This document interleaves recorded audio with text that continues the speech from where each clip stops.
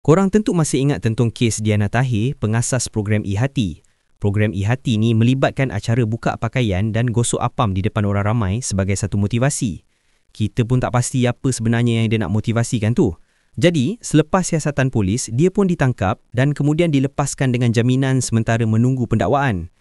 Tapi 4 hari lepas, iaitu sehari sebelum pertuduhan, Diana Tahir dan suami telah melarikan diri keluar negara. Dipercayai sebuah negara di Asia Tenggara. Ini memang sebiji macam kes Hot Daddy Ash dulu yang telah melarikan diri keluar negara sebelum pertuduhan. Untuk yang tak tahu, Hot Daddy Ash ialah seorang pelakon video lendih yang agak terkenal. Sekarang dia dipercayai ada di Bali berdasarkan posting media sosial.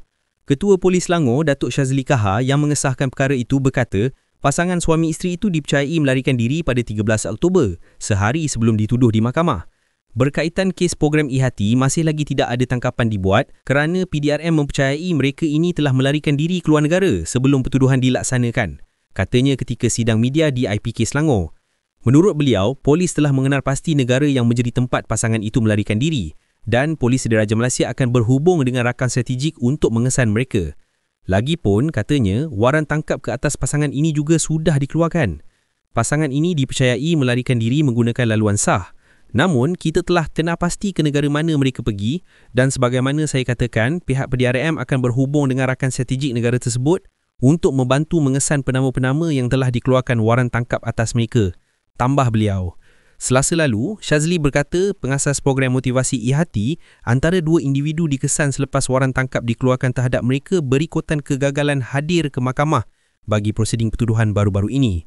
Sebelum ini, seramai 95 individu telah dipanggil memberi keterangan bagi membantu siasatan berhubung penganjuran program motivasi rumah tangga yang berlangsung di sebuah pusat konvensyen di Seksyen 15 Shah Alam pada September tahun lalu. Tuduhan di mahkamah yang dihadapi, Diana Tahir dan suaminya pengasas bersama eHati disiasat dan dijadualkan menghadapi pertuduhan di mahkamah di bawah beberapa peruntukan undang-undang yang berkaitan dengan program motivasi perkahwinan mereka, terutamanya selepas dakwaan adanya unsur lucah dan perbuatan menyimpang. Nombor 1, Seksyen 294 Kanun Keseksaan berkenaan melakukan perbuatan lucah di tempat awam. Nombor 2, Seksyen 509 Kanun Keseksaan berkenaan mengeluarkan perkataan, bunyi, isyarat atau memamerkan objek dengan niat mengganggu kesantunan seseorang atau mengaibkan kehormatan seseorang. Dan nombor 3, Seksyen 14 Akta Kesalahan-Kesalahan Kecil 1955 atau Akta 336 berkenaan kelakuan menghina, insulting behavior dengan niat menyebabkan pecah keamanan. Hukuman yang boleh dijatuhkan. Hukuman bagi pertuduhan di bawah Kanun Keseksaan adalah sebagai berikut. Seksyen 294 Kanun Keseksaan, perbuatan lucah di tempat awam, penjara sehingga 3 bulan atau dengan denda atau kedua-duanya.